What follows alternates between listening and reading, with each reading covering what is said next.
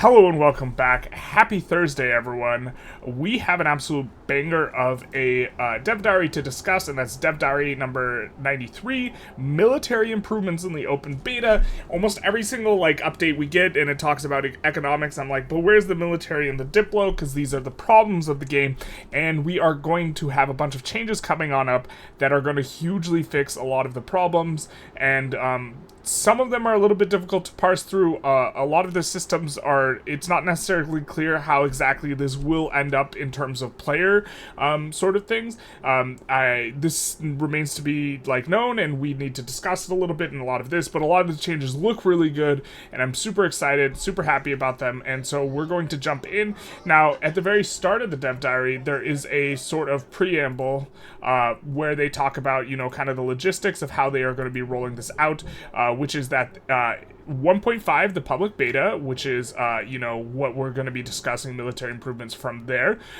It is going to drop alongside 1.4 on August 28th, and then there's going to be two updates to the public beta, one in mid-September, one in mid-October, and then a final update, for the full launch, this sort of thing. You can read through this if you like to kind of jump into this, but they're going to be, the 1.4 is not going to be as robust as 1.5, which is going to kind of come on the heels of it.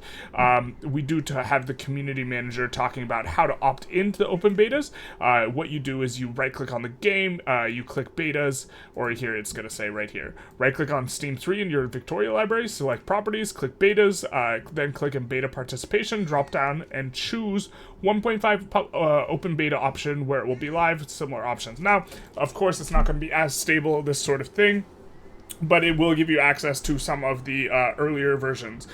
This happened with 1.2. It was pretty nice, and you can see you have all these selections. They also have a bit about Discord feedback. If you wanted to give feedback to them to help improve the game, you can do that by doing so on their Discord.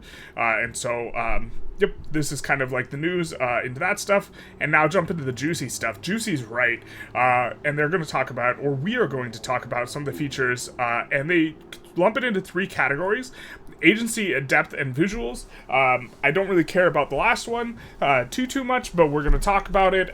Agency, by agency, we mean the degree to which the player feels in control that they have over military campaigns. Equally important to granting more agency is ensuring the player doesn't experience a lack of agency. For example, by having more fronts to manage than generals. This is an incredibly annoying thing. If you've ever fought a land war in India versus the vassal mob of the East India Company, it's there's more fronts than you can even possibly recruit generals, let alone generals you have. Uncontrollable, unpredictable front splitting. This is also incredibly annoying. Or armies that suddenly return home because their generals decided an active front was an opportune place to die of old age, or that you land and then they just bail after you get in. This is kind of my primary complaint. Is the feeling of agency. And also opacity. We'll discuss that a little bit. But in regards to the Navy specifically, previously up till now, it's felt incredibly opaque, and there's a lot more transparency now. Depth refers to both detail and realism. We like that too. More military attributes and configuration options, armies and fleets that are composed and behave like you'd expect more from history, and more interesting decision making during warfare. And so this we're going to get with the unit formations, which we are going to discuss later, and visuals require, visuals. Okay, so first of all, shared fronts. One issue that can rear its ugly head from time to time in the current version of Victoria 3 is the large number of fronts you may have to deal with at any given moment. Yeah, you're telling me. Many of these have pointed out this leads to mandatory micromanagement of the war effort, which is, kind of against the very idea behind the war, which is that the war kind of fights itself. You assign and then you forget about it. They talk about this hands-off system, and so what they've done is they have made it so that, Bavaria Baden front, you see here, there's a front, but it's got all these different things on here. They talk about, there isn't much more to say about shared fronts, which is a good thing. While quite complex in implementation, I'm sure this is true.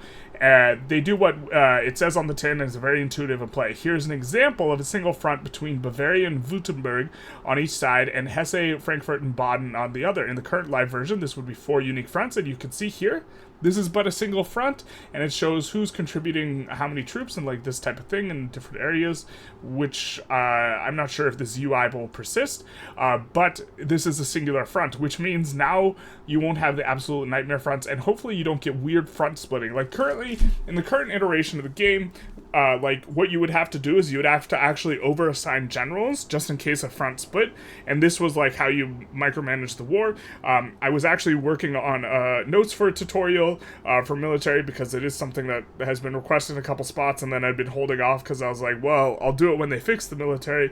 Well, now we might kind of be moving in that direction where they are going to be fixing the military, and it is going to change some things. Like, for example, before it was like an absolute necessity for you to, if unless the front is like right on your doorstep, you absolutely have to have multiple generals on the front, like in the live version, unless the war is not very important. But even like native uprisings, I would still try to assign 2 generals, just 2 really small generals. That way, if the front split funny, I wouldn't somehow get cornholed. And so like this,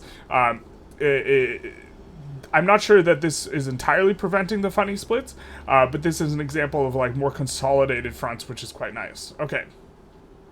State-based front movement. Now, I did not kind of fully internalize all what they were talking about here, but I think this might also kind of help to deal with the fronts system as it is right now, and they even say that like in the opening salvo here. The second strike in our fight against 2 numerous and unpredictable fronts is state-based front movement. While merging adjacent fronts is a method of controlling initial number of fronts between known participants, the bigger problem for most players is the unpredictable front splitting and merging that happens over the course of a war, as battles are won and small pocket theaters are created. Yeah, this is incredibly annoying. This is why currently you over-assign generals.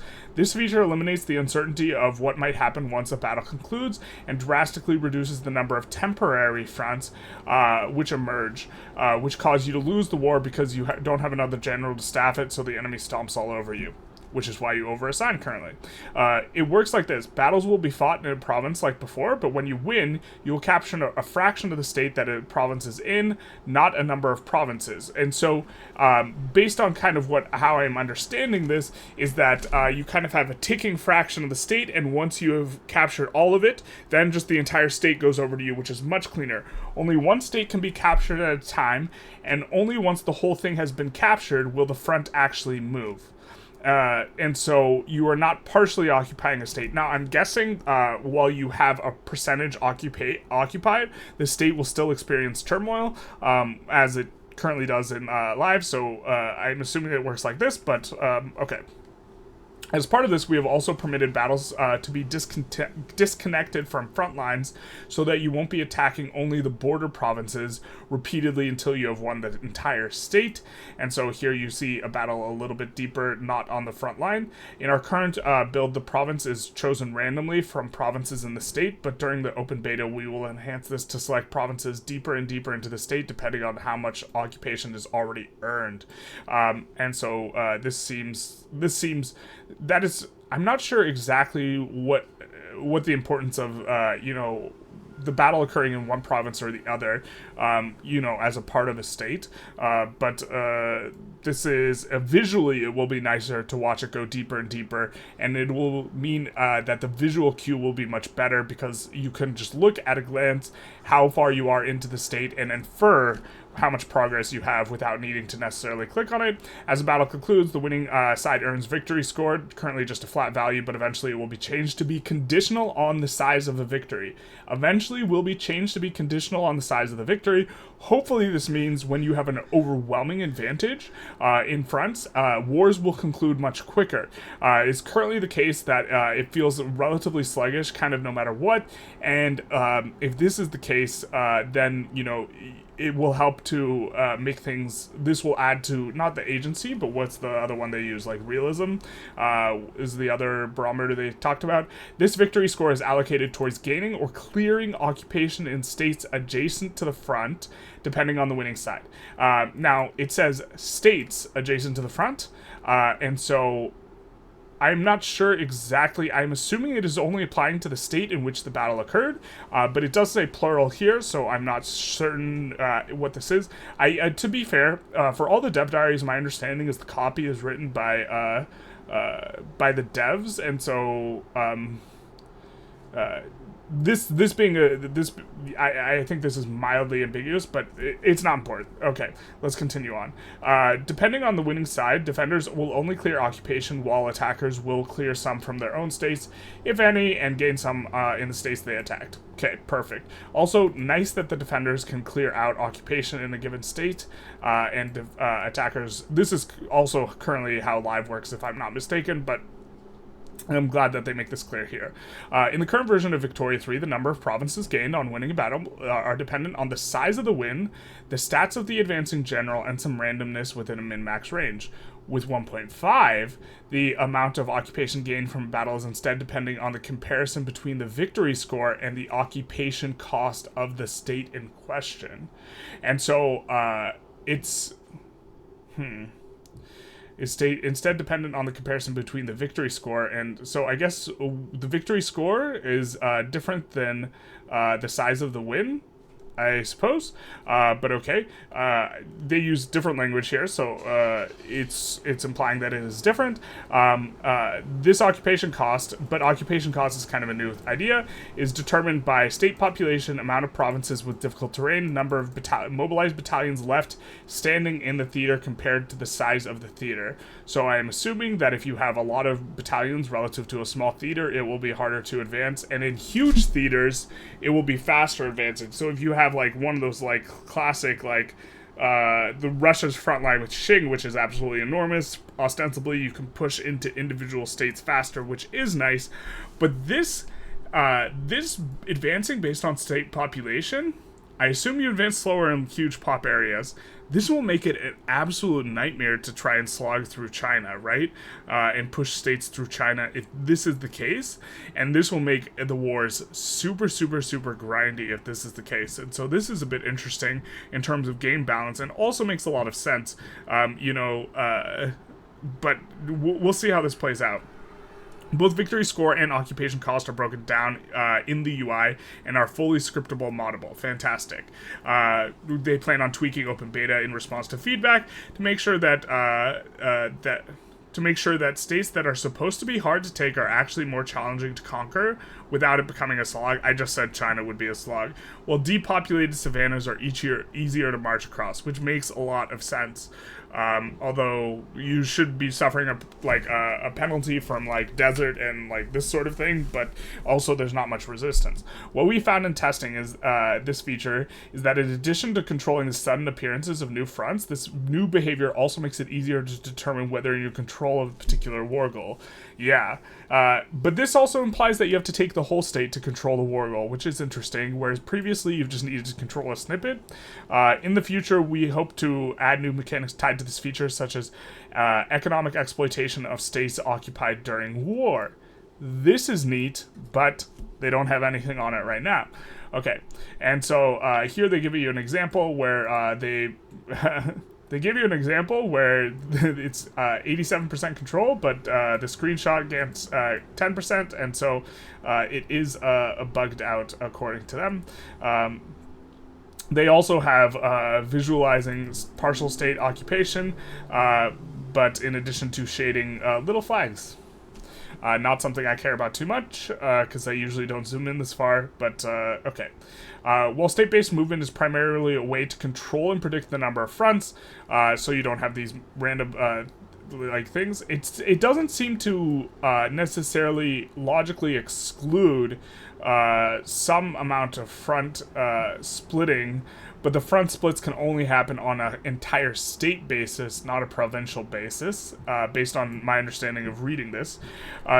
during a war, this feature is also something we're looking to expand in the future by tying state occupation to tighter into other game mechanics like economics and military supply. Currently, military supply is just absolutely crazy in some of the ways it works, and so you can, as long, we don't need to get into like why it's like doesn't work very well right now. Well, maybe we should get into it.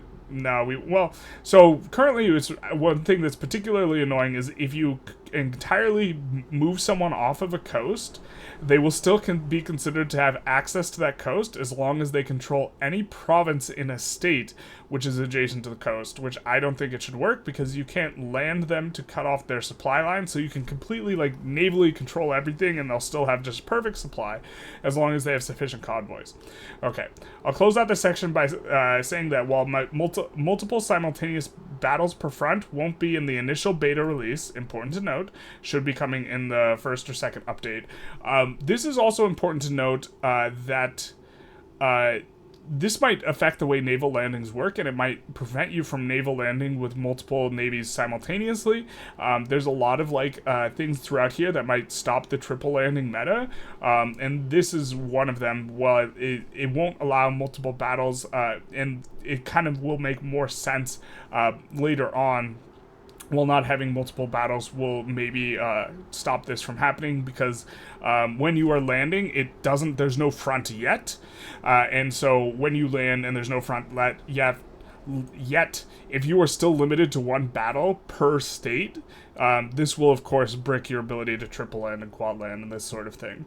The way we plan to implement them is allow one battle per front per state at a time. One battle per front per state at a time. And so what this implies is, if you could only have one battle per state, this means you cannot pile into a state with navies. This is the way they're planning on implementing. Also, if I'm reading this correctly, it means that on a single front, you can have a battle in each state based on this. No. I guess it's only one battle per front per state. Oh, so there's only one battle. Even if there's multiple fronts on a single state, there's still just one battle per state, maybe is what I'm getting from this. I'm not 100% sure. This means you only potentially benefit by having more generals than your enemy on particularly long fronts. Okay, so this implies this means if there's a ton of states in the front, you can benefit from more generals because you can have a battle in each state. And even only then if you outnumber their defending troops. This, however, is an area we're going to solicit active feedback on, so you'll hear more in future dev diaries. Okay, now this is another huge one. Military formations. This is, in my opinion, huge, and it allows you to organize stuff a lot better. And what you're going to do is you're going to be able to group a bunch of generals together, and just being able to group them together is super nice, because I'm assuming you can raise them all simultaneously. You don't need to raise them individually, and so you can organize them in groups based on what you want to do. So you can have a group that's just dedicated to putting down, native uprisings, a group that's dedicated as a landing force, a group that's dedicated as like a land fighting force, this sort of thing, and tweak them accordingly, which we will jump into in a second. Having generals and admirals as the leader of your armed forces is great for both flavor and knockout effects. It can have all the political system, cool. In retrospect, the characters are simultaneously too static and too ephemeral to serve as good containers of military units for player control.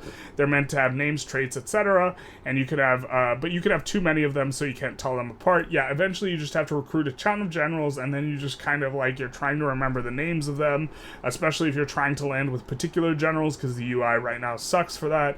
But limiting the number of troops you can maintain simultaneously restricts your ability to fine-tune your military control, who goes where, which can be frustrating. Especially with the multiple fronts thing, only being able to limit it to 20 generals is incredibly annoying. Especially when you have to assign generals to an indeterminate number of fronts. You're telling me. But let's say we put gameplay over narrative concerns about uniqueness and remove the cap. Then we would run into a issue of having to give every one of them a unique order every time we want to have them go do something, or etc. So if you had 150 generals, it would be really annoying. And I'm not sure if it actually adds a lot of game calculations. It might make game calculations worse. To make things worse, if one of them kicks the bucket due to old age or suddenly gets ripped away due to some special event, your entire military campaign will be irrevocably disrupted in an instant. Also, there is a bug where if you get a naval landing in, sometimes they just randomly get teleported back to HQ, which is probably one of the more annoying bugs in the military, but just snapping them away is really annoying. While we made an initial pass to address this in 1.3 with field promotion, I'm not a huge fan of field promotion because it just assigns a new general, which, like, you don't have your hand in recruiting. Anyways, having a non-character container for your armed forces removes this problem altogether. A non-character container for your armed forces. This is what the military formation is. Your units will remain in one place, and you can assign or reassign or recruit new commanders, etc., etc. Another issue is the current system is that buildings act as your only vector for customizing your military. That's right. You have to do it all through the military, all through the buildings. You can't determine one unit to have only one type of military equipment while another has a different type. You have to do it on the basis of HQs entirely. While this makes sense to model the economic and population impact it can have, it can be cumbersome and an unintuitive way of constructing a diverse and capable military. Yeah, right now, diversity is incredibly annoying to do, and you just kind of, or I personally just kind of don't do it, but also you don't really get diverse military PMs till super late anyways, and we're currently on, game performance of 1.3.5/6. I can't get past 1900 anyways, so I can't even get the multiple military PMs. Military formations tackles this issue of commanders being simultaneously too static and too ephemeral by providing a container for both commanders, generals, as well as types of combat units, battalions, and flotillas. So you will be able to customize the combat units, and this is super exciting, especially because we might get more and more choices as things move forward. You can create as many formations as you want, with or without commanders, each with as many commanders as you like, and you can move units and commanders between formations at will. This is, I think, worth repeating. You can create as many formations as you want. Spectacular. With or without commanders, each with as many commanders as you like, and you can move units and commanders between formations as well. So this means you will be able to move and shuffle guys around way easier than you can currently in live. The design here is to provide you with a kind of entity, that's a programmer speak for thingamajig, that is more customizable to your own needs for agency than the commanders are. Really loving how they tie it back into kind of their initial three-word thing. This is actually better writing than we normally get on the dev diaries, or at least I like the way that this section is written. Not that the writing's like bad, it's just, anyways. These need to be vary a lot depending on what kind of country you're playing. So, like, I always really want to put infiltrators on my landing force, and then, like, machine gunners on, like, this other force, and, like, this sort of thing.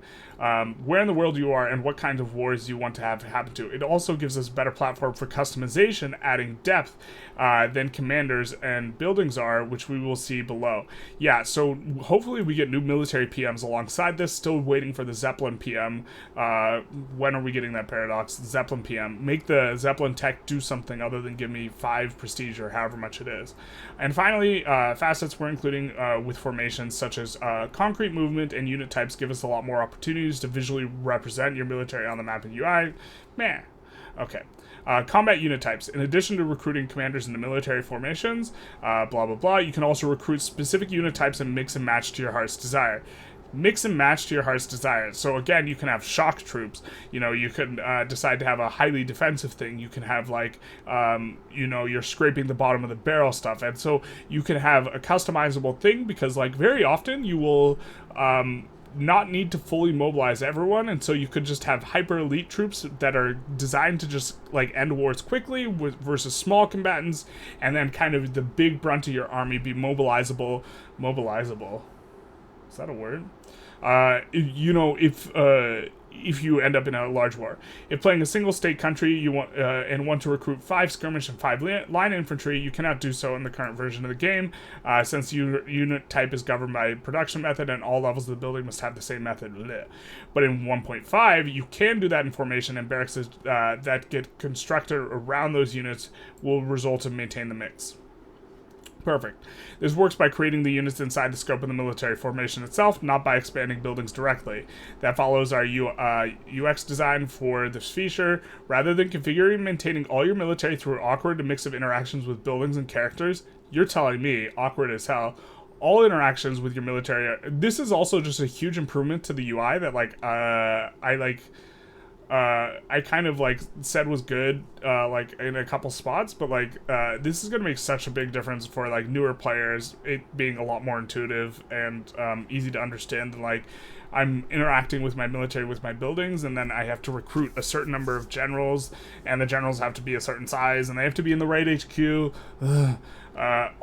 All interactions with your military are done through formations first and foremost, with characters and buildings appearing around the formations as supporting entities to ensure existing game mechanics continue to function. Hopefully this you still have a choice as to where you're placing your barracks, but the idea is the barracks will, once they're placed, they will kind of adapt to what the formation demands. In addition to different types of infantry units, we're also adding additional groups of units with different properties: infantry, artillery, cavalry on the army side. So this, I'm guessing, will not be on 1.4, as well as light ships, capital ships, and support ships for the Navy. But this is going to be so big for informing, player decisions, and hopefully, it's not like, hopefully this adds a lot of depth. It remains to be seen. For the final release, most or all of these will have illustrations, icons, but right now they have the same placeholder icon. So we see military, artillery, cannon artillery, mobile artillery, and so, with this being the case here, you can have like half your army be artillery, or half be like adds so much customizability, and allows you to play in dramatically different ways. It also allows you to influence your economy if you want to just produce, maybe you want to export cannons and just build infantry or something like this. You can do that if you want to. You can decide to not have a lot of artillery, have a ton of artillery. This will inform metagames. I'm certain that hopefully they make it so it's a sensible army. You need to have infantry and artillery, but we'll see exactly how things look. But you can customize how you're going to have things. Units constructed in this way will be upgradable between types, although not for open beta release, but only in certain cases. You will be able to upgrade your ship of the lines to ironclads, which was often done historically, but you can't upgrade ironclads to different classes like battleships. Okay. We're very interested in hearing feedback on specific ideas in the open beta, how they're grouped and balanced, and managing them, and how the UI feels. But this is so exciting, all this. Mobilization options. This is kind of very similar.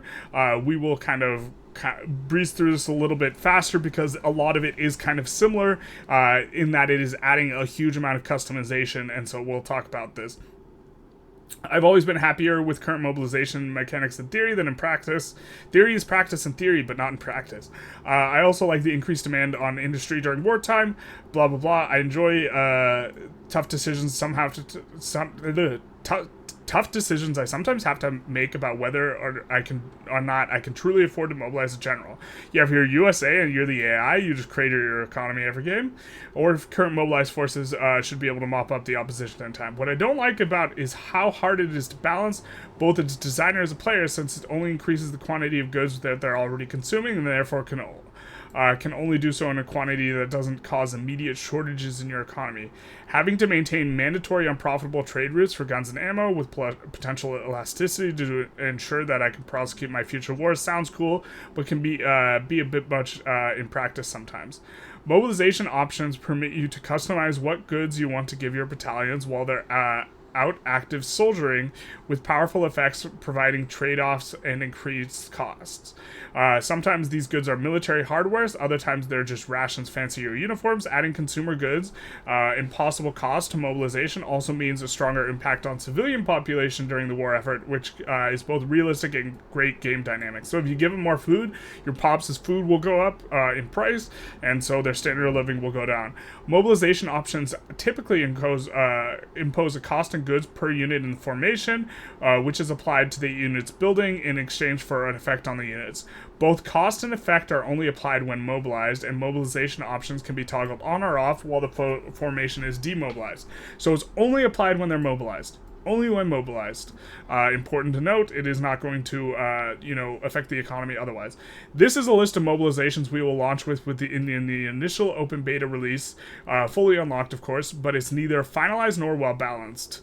Thank you for warning us on this. This is also just kind of like PSA. If you complain about the balance of an open beta, that's what we're here for. Some of the options, you should complain, but do so in a polite way, because complaining is how they tweak stuff. Some of the options may even end up as new unit types instead, such as having military, infantry, artillery, maybe support units, like this type of thing. For example, we will be actively seeking feedback.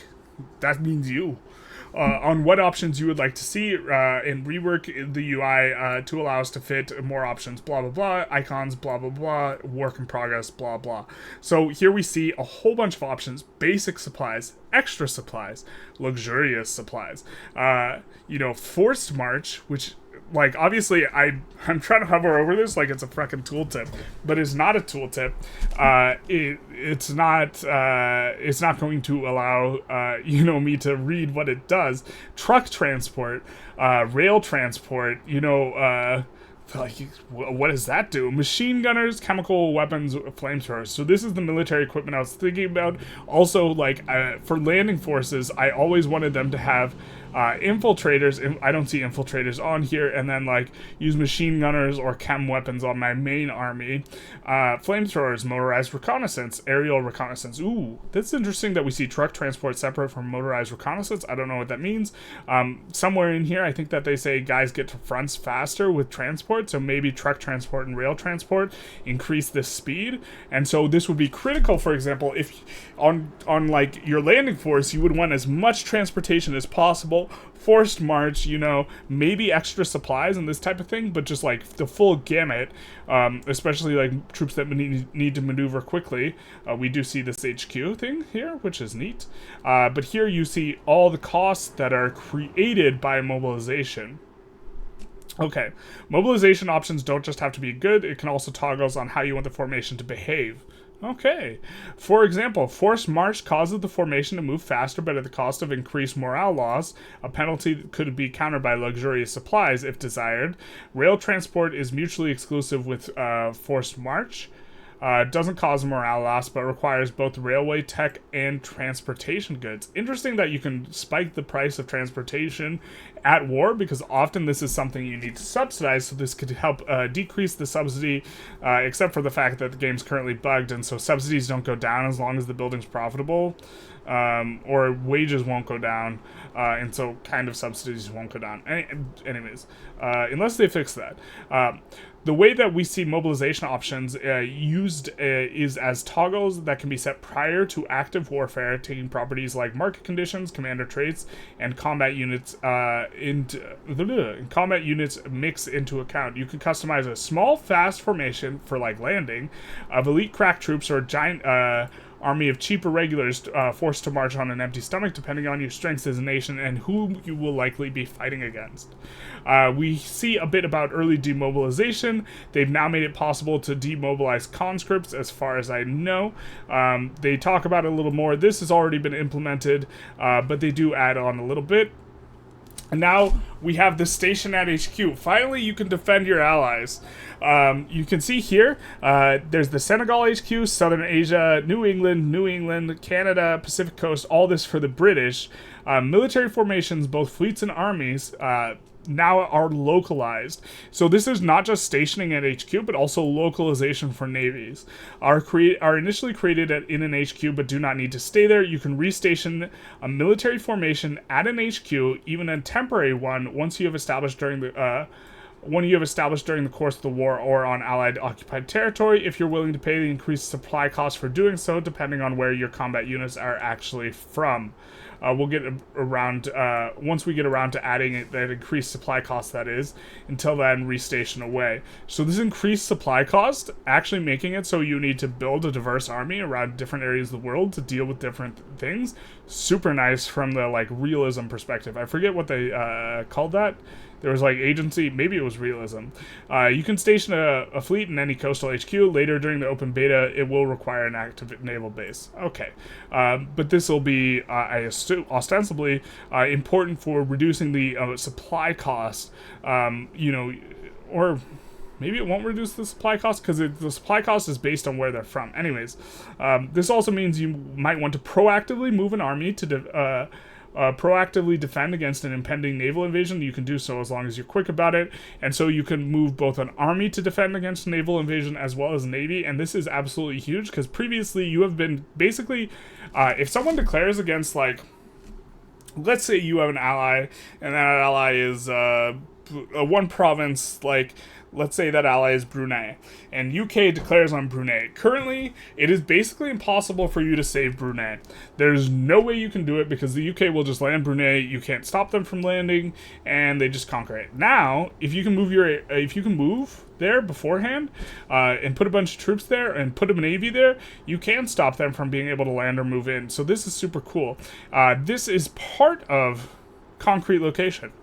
Another thing we have been satisfied with is the lack of tangible location for your armed forces, especially Navy. From a player experience, the Navy is just like floating in the aether somewhere. In the current live version, generals and admirals are either at the HQ they're recruited into or on a mission somewhere depending on their current order, but when a commander moves somewhere in response to the order changing, they are put in a kind of limbo while they are moving to a new location, typically a front, with the naval movement being abstracted as an execution time. Yeah, very abstracted. With travel time only visualized as countdown in the UI. In the open beta, formations will always have a concrete on-the-map location, so you can track their real-time movement between locations more easily. Generals and admirals will no longer have their own independent locations, as this is inferred by their formation, but generals can autonomously spread out across fronts to visually indicate what states they are primarily defending or attacking. And so this is super nice that they are going to be moved around. And see here, we can see that as this guy's moving to this front, he is visually moving over the map, and you see just moving around. So this is going to be super cool. For the first open beta release, movement will be tracked only in straight lines. Here we see an army moving from the Maranhão Para front towards the Maranhão Rio Grande do Sul. Is this do Sul? Anyways, and finally back towards its HQ in Rio de Janeiro when it's demobilized. So this is super neat. For upcoming open beta releases, formations will find pathway across roads, railways, and sea lanes. This is interesting, and this seems like a precursor for maybe sort of infrastructure, or sea lanes only for fleets for obvious reason, and travel along those for their destination. Here we see a path taken from an army traveling from Sweden to Florida. The short skip over the English. Oh, so it's a little faint, but you can see it move along here, and then along the Navy line, and then through Florida to the other side. The short skip over English territory is visualized here because Pathfinder currently does not take either military access or spline. That's either a word I'm not familiar with, or something else. Travel time into account, but just travel length. Once we've completed our work, a Pathfinder should still be able to, it should still be possible for armies to disembark, transverse, re-embark if the time savings makes it worth it, but generally will be avoided. So I have to imagine that they go around England instead of through it. Okay.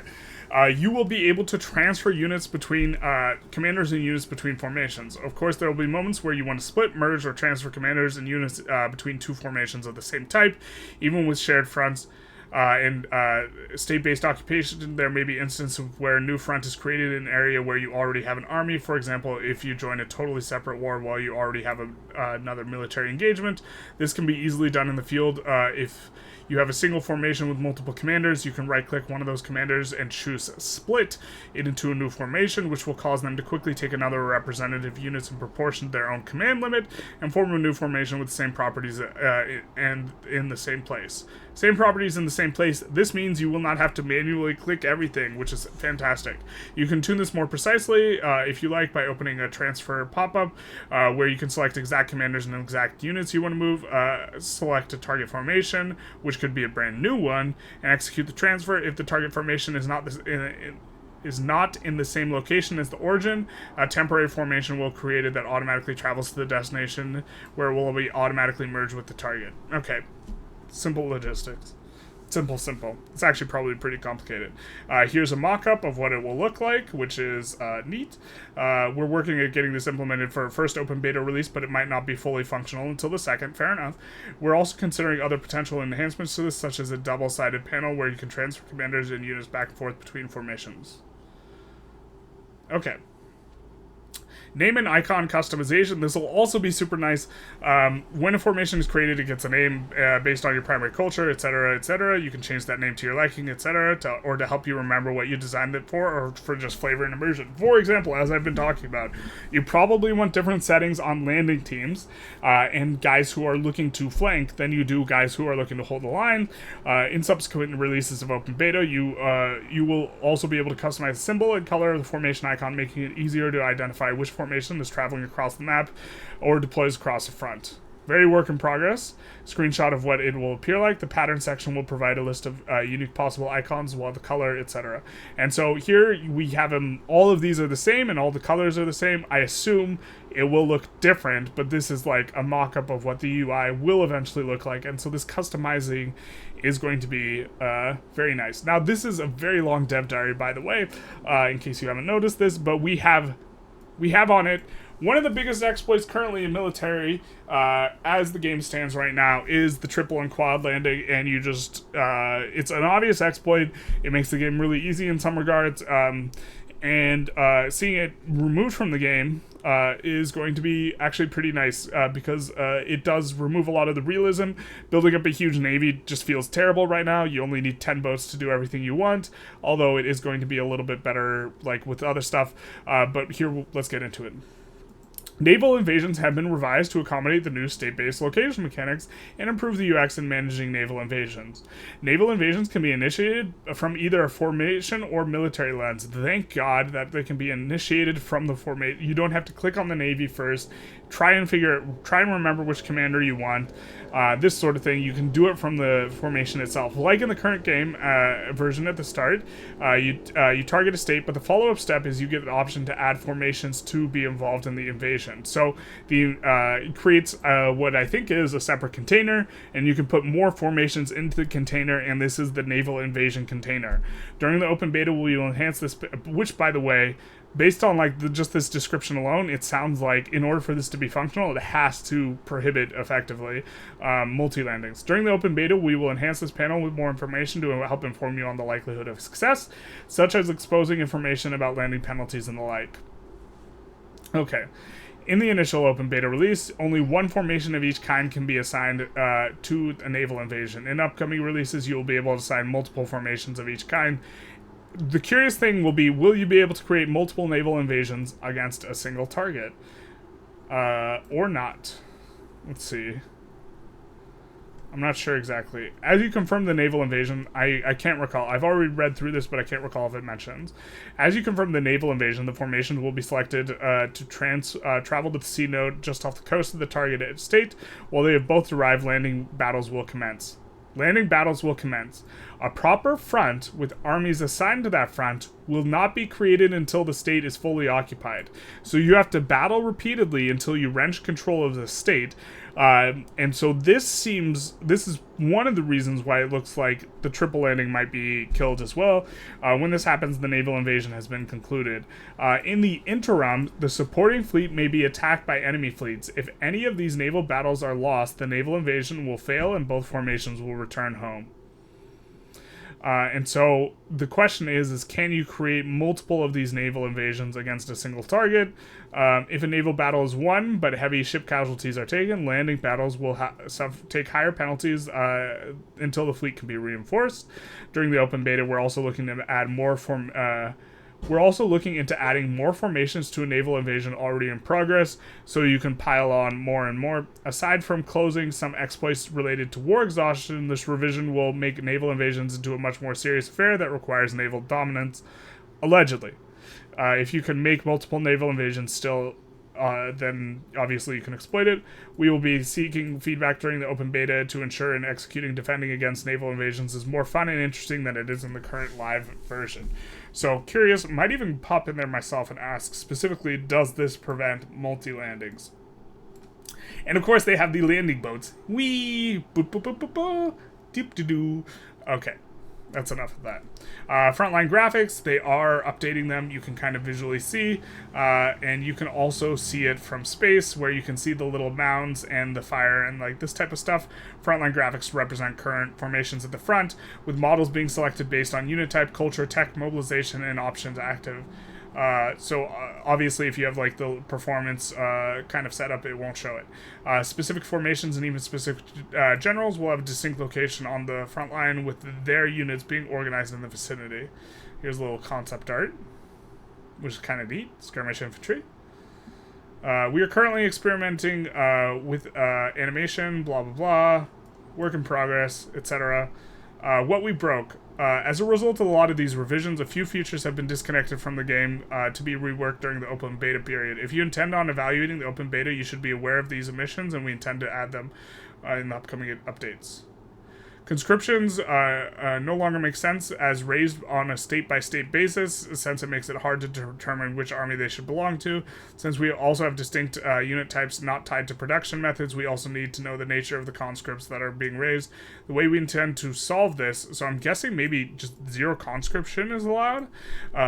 I don't know exactly what this means. The way we intend to solve this is by allowing players to assign conscripts of a particular type to their formation, much like your regular units.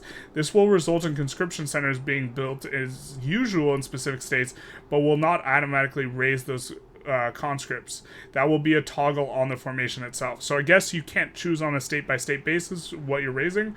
Once formation starts raising conscripts, the conscription centers will start staffing up as usual, up to the conscription percentage limit imposed by population, etc. Text, la la la. Putting conscripts on formation also means that you'll be able to demobilize conscripts early. Currently, you can't demobilize conscripts early, and so it's nice that you can now be able to do that. I'm not sure exactly what is broken here, if this is going to be how it works, unless you just can't conscript, or if the local thing is broken.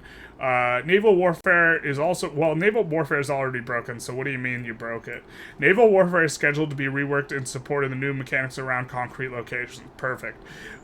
This will make Navy actually just feel so much cooler than this weird abstraction where, hey, your convoys got raided, your convoy support team didn't do anything, and then, hey, you managed to, yeah, anyways.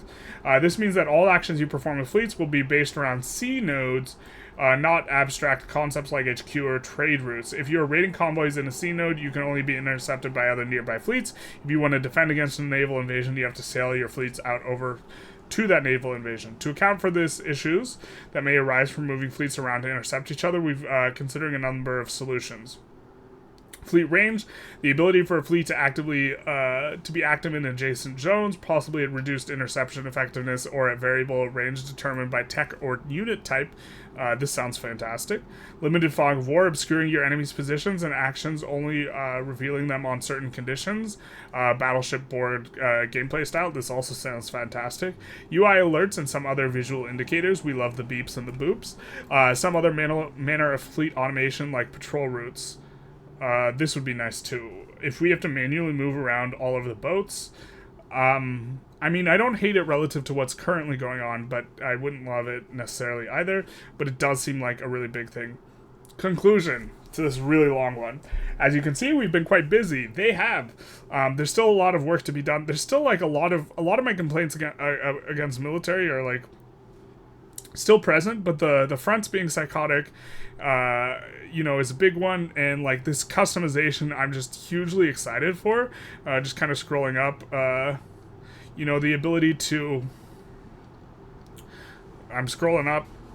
There's so much in this dev diary, but like the ability to determine all these mobilization things, as well as design units in a particular way where I can have more infantry or more artillery based on what makes sense for like my army and this sort of thing.